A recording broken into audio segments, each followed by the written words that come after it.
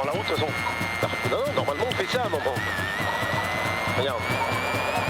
Non, c'était pas ça.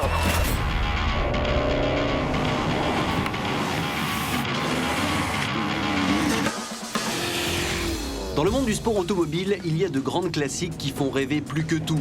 Aussi populaire que le rallye Monte-Carlo, l'East African Safari Rally fait partie de ces rêves inaccessibles. Pourtant, depuis 10 ans, l'épreuve africaine ne fait plus partie du calendrier mondial WRC. Trop éprouvant, trop dangereux et peut-être trop exotique dans son organisation. Aujourd'hui, l'épreuve est réservée aux voitures historiques jusqu'à 1970, avec un tracé de 4000 km entre Kenya et Tanzanie.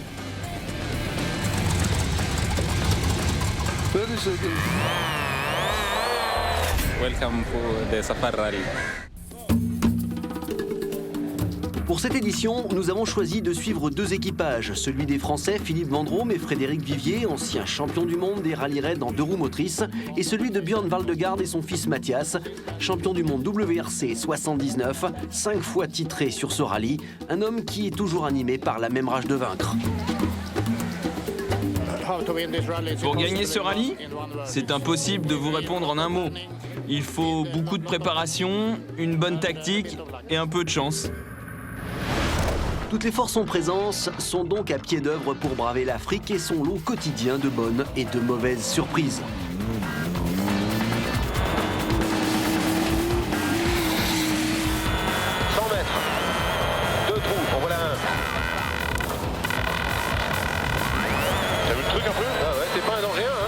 C'est de la police, hein. Ouais. C'est un danger 3 même ça.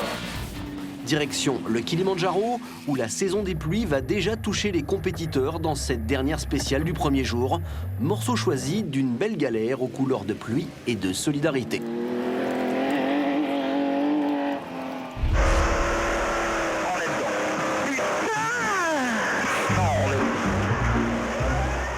En pleine spéciale, un autre concurrent vient de se poser dans la boue. Malgré l'aide des Maasai, la voiture ne décolle pas. Dans ce cas-là, il ne reste plus que l'espoir de voir arriver un ami.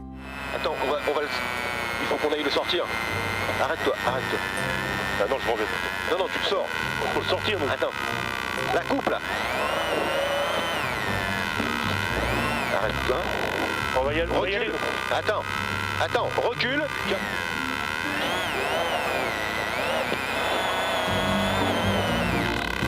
Est-ce que tu sais où tu vas là?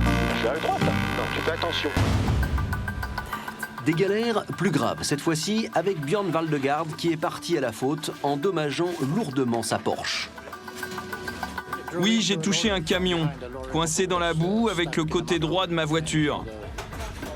Ce fut un sacré choc. Il y a beaucoup de dégâts sur la Porsche. J'ai vraiment commis ici une faute de vieux conducteur. Je suis désolé. Ce qui me surprend, mais il y a plein de choses qui me surprennent ici, c'est que j'ai bien regardé, l'arceau est plié. En haut. Quand l'arceau est plié, c'est fini. Mais Björn va pouvoir repartir avec son fils sans que personne ne trouve rien à redire, par respect pour ce grand pilote sur cette édition vraiment très difficile. Avec la flotte, effectivement, c'est des conditions qu'on n'avait pas du tout prévues. Le rallye raid nous a donné une bonne expérience pour ce type de rallye. 100 mètres, jump là, jump.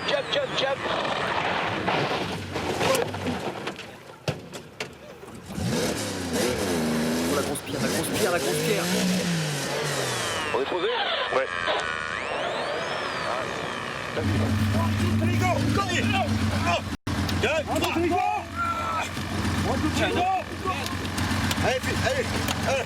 Allez, ça va.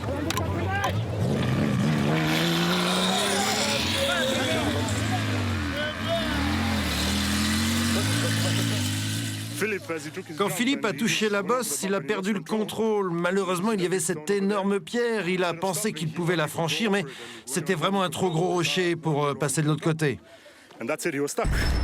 Sauvage le Safari Rally, c'est sûr. La faune et la beauté des paysages nous a parfois fait oublier la rudesse de la course au pied du Kilimandjaro. Jusqu'au bout, les équipes sont sous pression, même à 24 km de l'arrivée. Faut souder la patte latérale ici. Au dernier parc d'assistance, l'équipe technique détecte un bras de suspension arrière cassé. Il vaut mieux arriver en retard que ne pas arriver.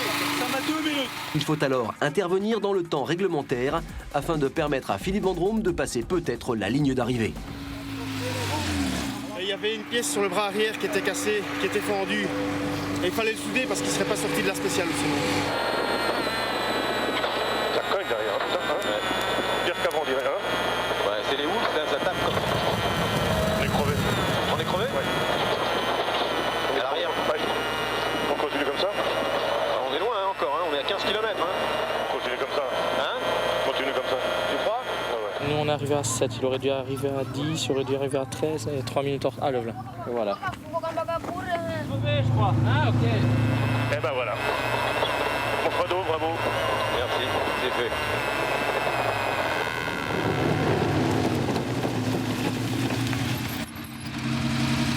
On n'a pas voulu changer la roue.